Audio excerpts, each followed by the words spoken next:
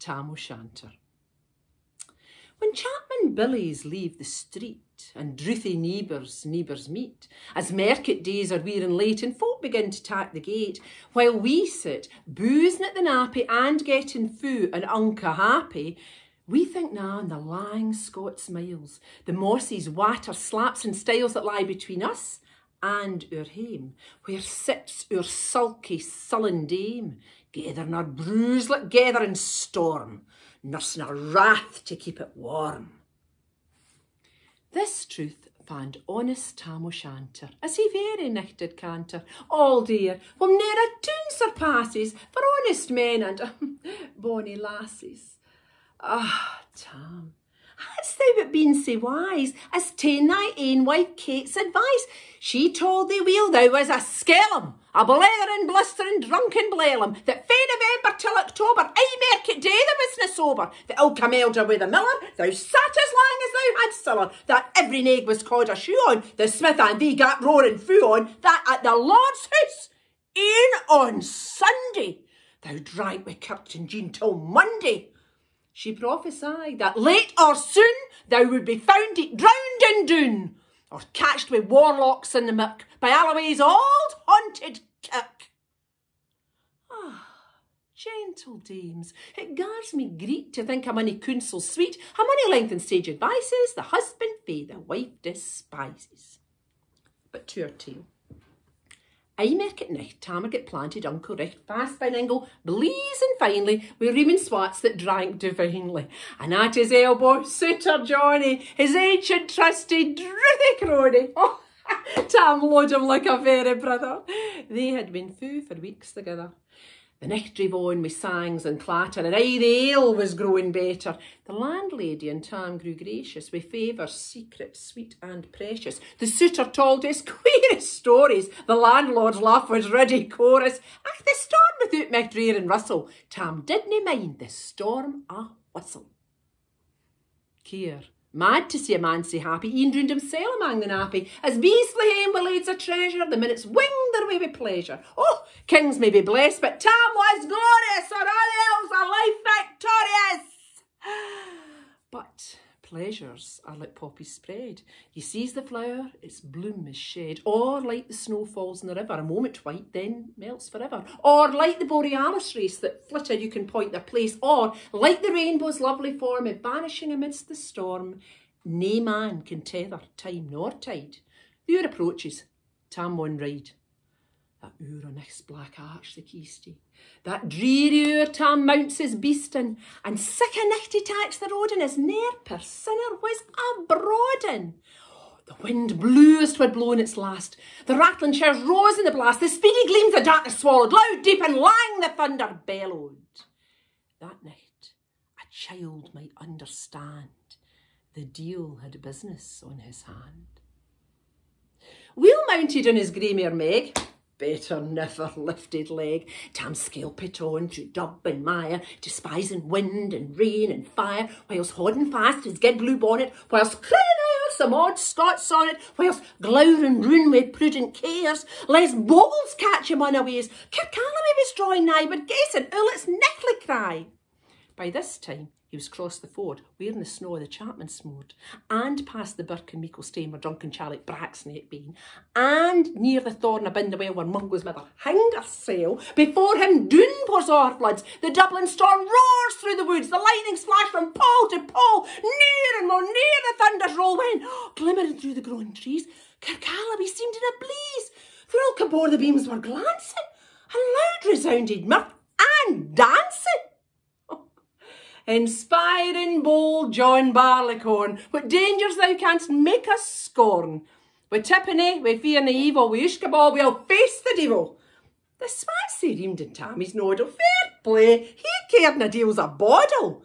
But Maggie stood right sair astonished, till by the heel and horned admonished, she ventured forward on the light, and vow, Tam saw an unco sight. Warlocks and witches in a dance, och, nae cotillion brent new fae France, but hornpipes, jigs, trespes and reels, put life and metal in their heels. A winnock bunker in the east, there sat old Nick, in shape a beast, oh, a towsy tyke, black, grim and large.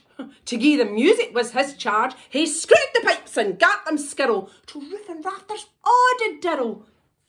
Coffins stood round like open presses that showed the deed in their last dresses, and by some devilish cantrip slight, each in its called horn held a light, by which heroic Tam was able to note upon the haly table a murderer's banes and gibbetings, twa span-lang wee unchristened bairns, a thief new cut it via rape with his last gasp his gob did gape, 5 tomahawks with blood red rusted, 5 scimitars with murder crusted, a garter which a babe had strangled, a knife a father's throat had mangled, whom his ain son o' life bereft. Oh, the grey hairs yet stack to the heft, with me a horrible an offer, which e'en to name would be unlawful.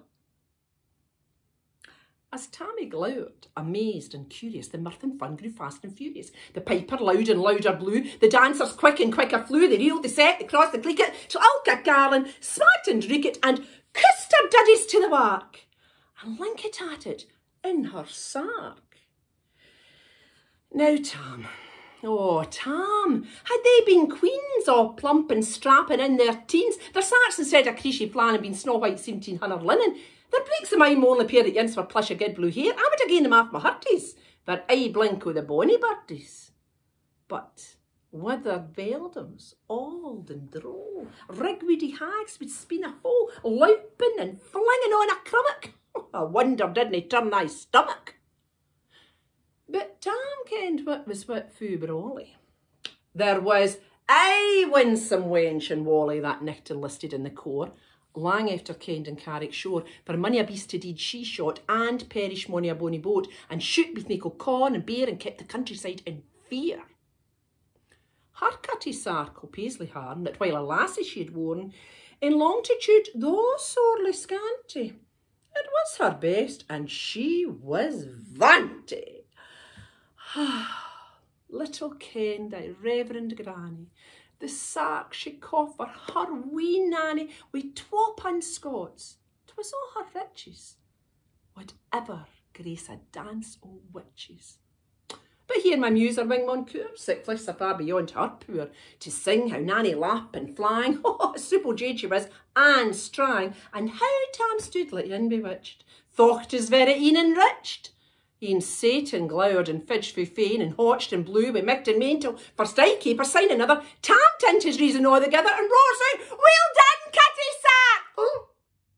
And in an instant all was dark, and scarcely had he Maggie rallied, but out the hellish legion sallied, as bees was out with angry fight, when plundering herds a sailor bite, as open pussy's mortal foes, when pop she starts before their nose, as eager runs the market crowd, when catch the thief resounds aloud. So Maggie runs, the witches follow, when one and eldritch screech and holler, ah Tam, thou get thy fare, and in hell they'll roast thee like a herring. In vain thy Kate awaits thee coming, Kate soon will be a woeful woman. Oh, now do thy speedy up, Miss Megan, when the keys in the brig, there at them now thy tail may toss, a running stream they dorn across. But ere the keystone she came at the flinted tail she had to shake, for Nanny, far before the rest, had upon noble Maggie pressed, and flew at Tam with furious ettle. But little was she Maggie's mettle. A spring rocked of her master hail, but left behind her in grey tail. The carlin clocked her by the rump, and left poor Maggie scarce a stump. Now, wha this tale of truth shall read, ilk man and mother's son, tak heed. Whene'er to drink ye are inclined, or cutty sacks run in your mind, think ye may buy the joys o'er dear. Remember Tam O'Shanter's mare.